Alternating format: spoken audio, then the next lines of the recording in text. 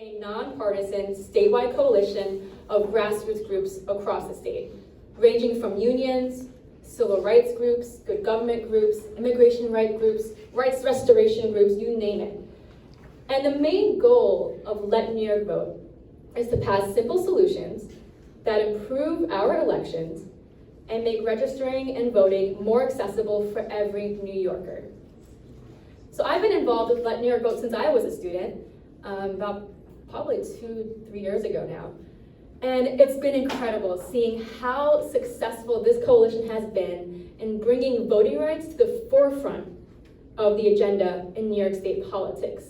Literally, when I joined Let New York Vote, when they launched it about 3 years ago, no one was talking about voting rights in New York. People were like, I was on campus talking about people, and they were like, who cares, Breathe? It's New York. We're a blue state. Like, we're safely liberal. Why should we care about voting here when there are other states that have worse issues than us? And I was like, no, first of all, that's not true, but we gotta change the way we think about it, right? We gotta change the way we think about voting in New York as a fundamental issue to everything else. And so as a result of really amazing organizing, this coalition has done an incredible amount of things, such as passing the first voter reform efforts in over 100 years in New York. Woo! That's right, 100 years. So essentially, since this coalition launched, they've done things like advocacy days in Albany. I've organized youth advocacy days, which I'm hoping to plug you all into if you're interested, to writing op-eds, letters to the editors, meeting with our representatives, knocking on doors to make sure people know their rights to vote. We were able to pass the first voter reform package in literally 100 years. And that was a huge accomplishment.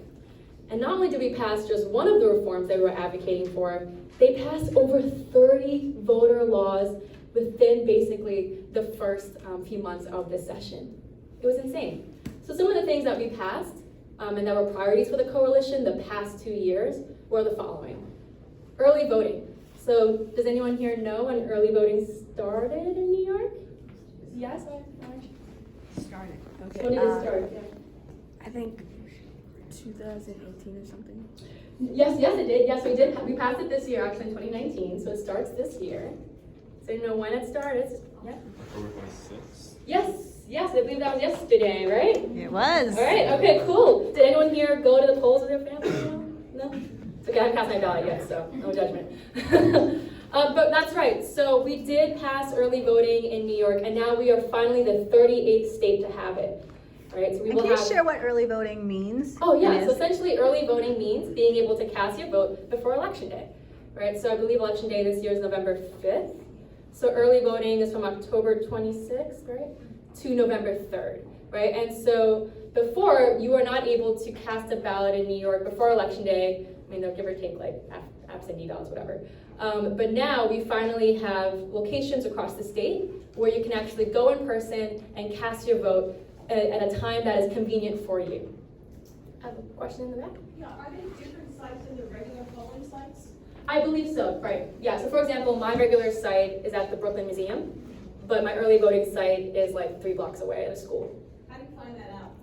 I believe you can find this out at a bunch of different resources. I think NYC Votes has a awesome resource where you can plug in, I believe it's them, where you can plug in your address and they will come up with your early voting sites. You also should have received something in the mail at your houses that also includes voting information as well. Right on? Yeah, I agree.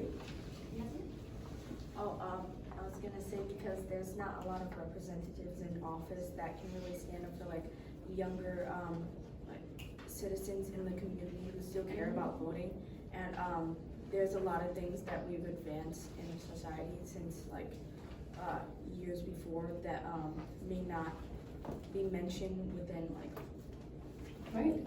Yeah, I agree. So it's only by voting that your interests are taken to mind? Yep. If people actually pay attention to you. But I've not done a good job of saying, please say your name yes, before you please. share your points of view. I'm Lucy, and I think that if people aren't voting just because they're not educated or it's not accessible to them, it's not convenient, then that's totally things that we can change, and it's important to try and change those things if there are things we can change. Absolutely, right. It's a fundamental building block for everything else. Absolutely. What about a few more? Let's get two more maybe. Yeah. Hi, I'm Catherine, and I think we just really have to appreciate how lucky we are to have a system in which our voices matter and our leaders will listen to us and represent us. Exactly. And that is what's been through history. Right. Thank you. Anyone else want to share? No? That was awesome. Oh, and yeah.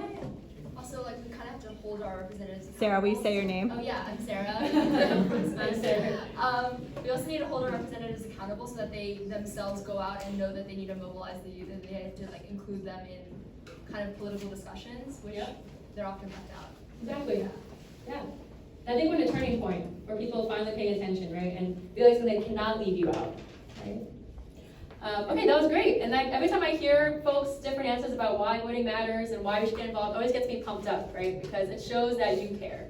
And we need people like you to care, right? To go out in your communities and talk with other young people about why they should get involved in raising awareness around these issues.